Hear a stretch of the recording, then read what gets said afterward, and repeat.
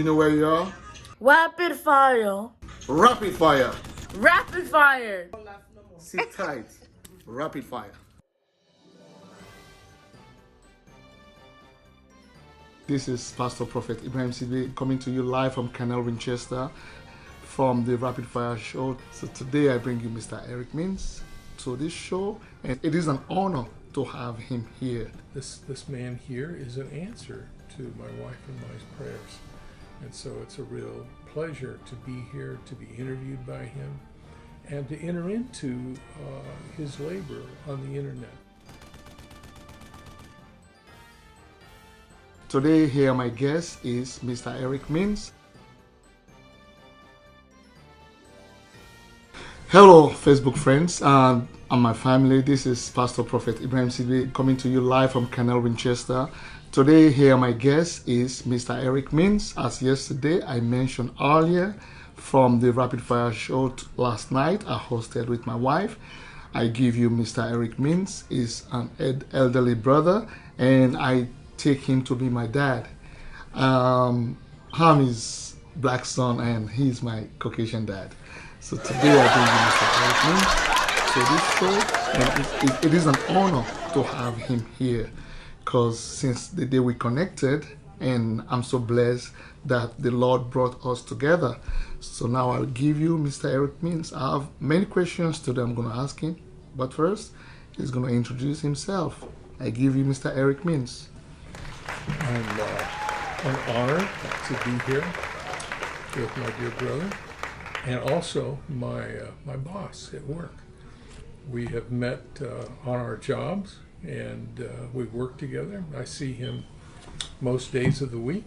Yes. And my wife and I prayed that the Lord would give me a job where I could meet people, both brothers and sisters and unbelievers. This man here is an answer to my wife and my prayers. And so it's a real pleasure to be here, to be interviewed by him, and to enter into his labor on the internet, which I really appreciate. And that's my phone. My apologies, I didn't turn my phone off. That's a good ringtone. Yes, I love that. You like that ringtone? Those Yeah. ringtones like in the 60s. So anyway, it's an honor to be here. My pleasure to have you here on the Rapid Fire Show. And he has here with him his wife, but maybe we can keep that for next time. And I'm glad to have you both here. Well, she's shy, timid today. Maybe next time. And Mr. Means, since when did you give your life to Christ and you come to the Lord?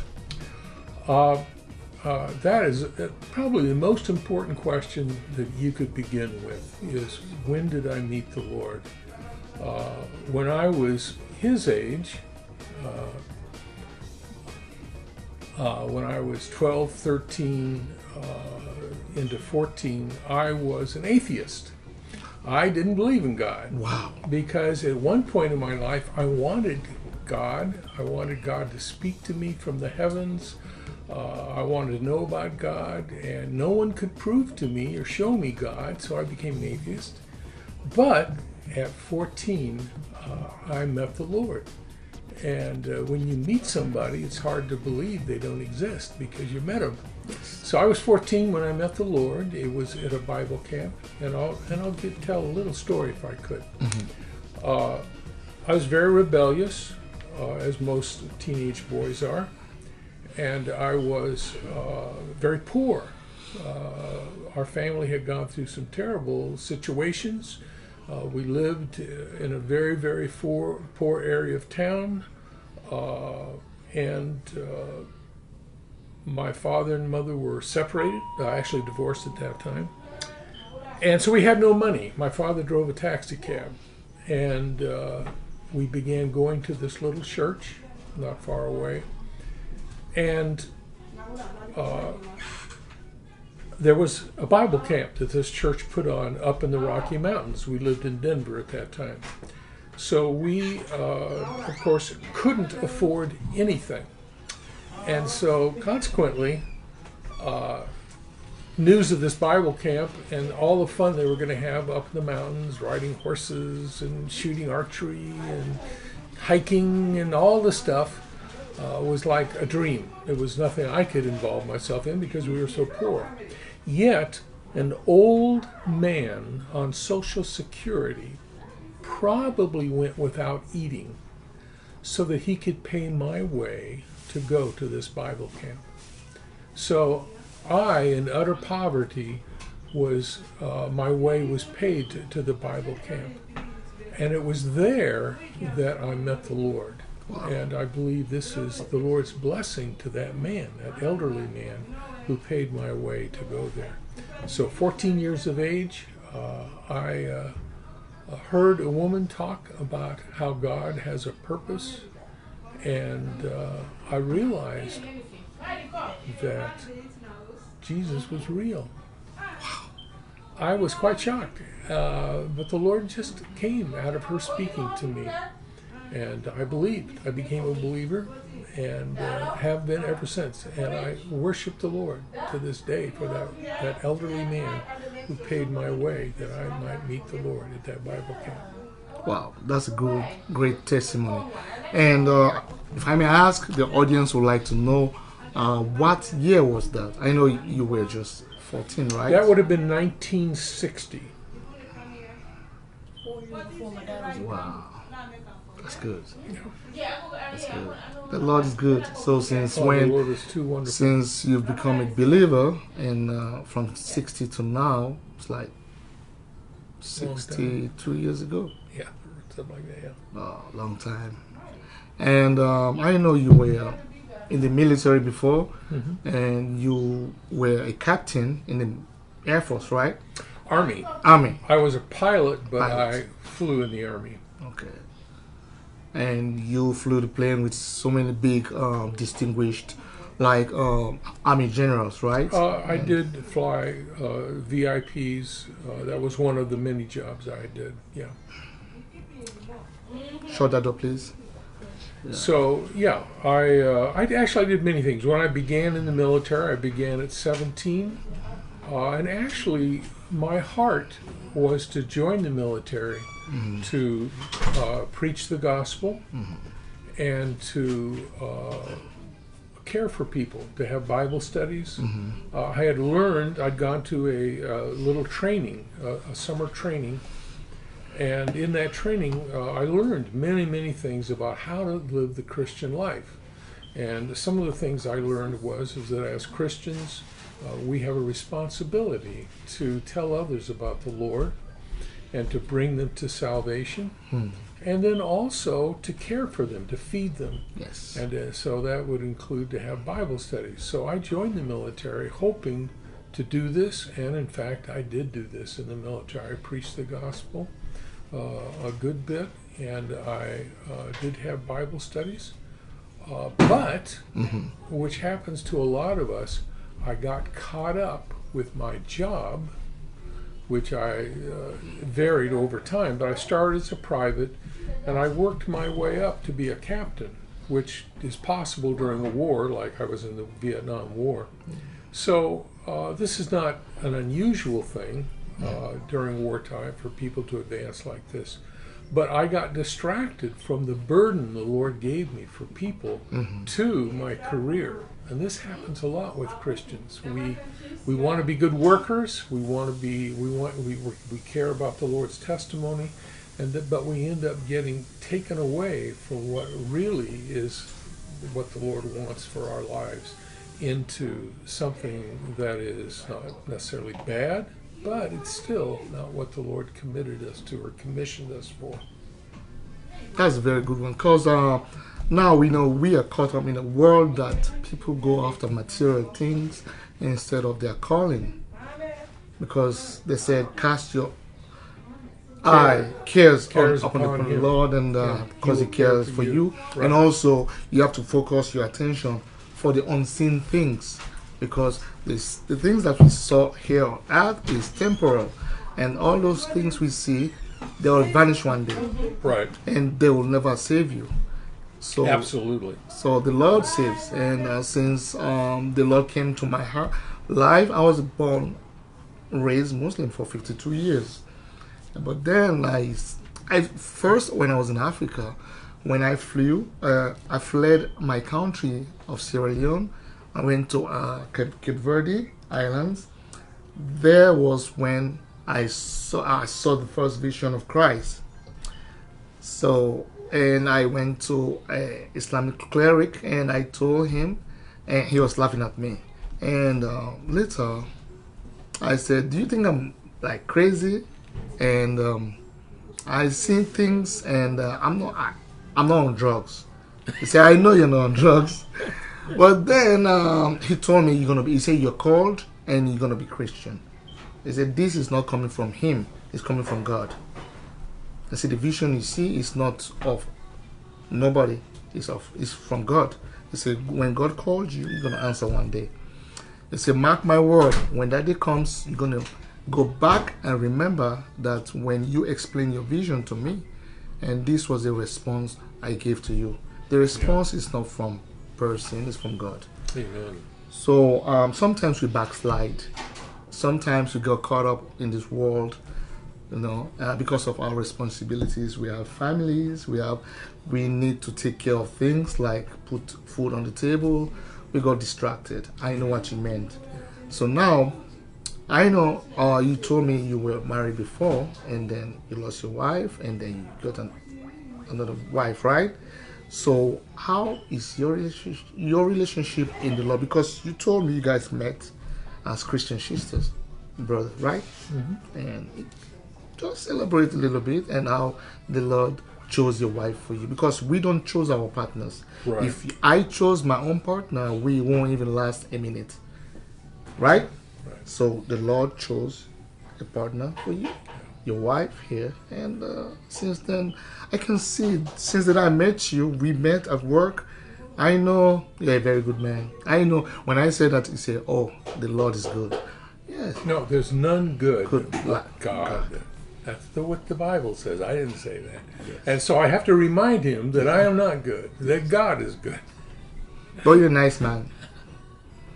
A nice Caucasian father for a black son like me. Anytime someone says something nice, I say, "You got to check with my wife because she'll tell you the truth." She Well, next time we're going to have her on the show. Yeah, today she's skipping. But next time I'm going to interview her, and I'm going to ask her if you're a good man at home. I know you're a good man. She'll tell you the truth. I'm not. Okay, all right. Now, fast forward. How did I meet my wife is basically what you're asking. Yes. Yeah. Actually, I met my wife many, many years ago. This would have been 1983, I believe. Long time. A group of us, a few of us, moved to Pittsburgh to begin a church life there. And she moved from Johnstown, Pennsylvania, which is east of Pittsburgh, about an hour and a half drive, to Pittsburgh. And actually, my wife and I, at that time, were living in the meeting hall, and she moved into the meeting hall with her two children. And we actually lived in the same building for, I don't know, it wasn't that long, about a month. We then moved out because other people moved in. It was a very big old house that we lived in. So that's where I met her, was in a church in Pittsburgh. And I always tell young people, when you're looking for a spouse, the place to look is in church. That's where all the good wives and husbands are. Always go to church, and there you'll find the one the Lord has for you. That's my advice to all the young people. Even where we work, people are always wondering about where can they find a wife. And the place is church. That's the place. You want someone that loves the Lord more than you do. And I think Debbie does. Debbie loves the Lord more than I do. And she has spent her life ever since that time pursuing the Lord. Actually, she met the Lord long before that. But the Lord brought her there and brought us there to Pittsburgh. We had a church life there for about, I think Debbie was there for 4 years. My wife and I were there for 5 years. Then she went one direction, we went another. But we knew each other. My wife had a care for her children as well as the other children in the church. And we went our separate ways. My wife from before passed away in 2010. And I heard that I was talking to someone here in town, a brother, and I heard that Debbie's mother was here in town, and I said, "Oh, do you know where she is?" He said, "Yeah, she's at Debbie's house." I said, "What's Debbie doing in Columbus?" He said, "Well, she lives here now." Oh, which a big surprise. I hadn't seen Debbie in many, many years. And but I was trying to get a hold of her mother because her mother opened her home to us in Johnstown. And we used to go from Pittsburgh to Johnstown every week to meet there and have a home meeting and to love the Lord and to fellowship and get in the Word. So I'd always felt like a number of people came from Johnstown to our church in Pittsburgh. I always felt like we robbed her of her fellowship in Johnstown. So I wanted to talk to her. I really appreciate her mother, Betty. Dear, dear sister. She's still alive. She's 91 now. Wow. Right? Praise God. Precious, precious sister. You just couldn't find a more wonderful sister in the Lord. And so anyway, I wanted to talk to her mother, so I called her house and talked to her mom. I talked to her, and then we started talking over a period of time. And I think it was over maybe a year and a half that we talked off and on, Debbie and I did. But we began talking more and more. Eventually, we really began to have a care for one another over the phone. And then eventually, I think I fell in love with her on my cell phone, believe it or not. Wow. And I couldn't even remember, that much what she looked like. I wasn't seeing her. I was just talking to her on the phone. And I hadn't seen her in, 20 years or more. And so I came out to visit, and we went over to Johnstown from here to her mother, and I asked her mother if I could marry her daughter, which was kind of funny because we were, I was, I think, 65 at the time. It was fun, but her mother, of course, is probably 20 years older than me. So anyway, to make a long story short, it's through the church that we got to know one another, and it's through our fellowship. Actually, what brought us together was our love of the Lord and our fellowship concerning spiritual matters. She was experiencing a lot of things, positive and negative, and I too, and so the Lord just put us together. Both of us had gone through some suffering, I with the loss of my wife, and she through some situations. And so our mutual suffering and our mutual love of the Lord is what brought us together. That's good. Blessed lady, blessed man. Yeah. That's good. You're both blessed. We very much are. And we are to this day a blessing to one another. Amen. We really help one another to go on. The Christian life is not easy. There is a fellowship of suffering with the Lord's sufferings, and we need companions, spiritual companions. And I have to say, the most important spiritual companion we can have is our spouse. Whether it's the husband or the wife, we need the other person's prayers. We need their care. My wife, every day I go to work with a lunch. My wife made that lunch. That's a care for me. Amen. So all the things that we need, we find in, not all the things, but so much of what we need, we find in our spouses, both practically and spiritually. They said the family that prays together sticks together. Absolutely.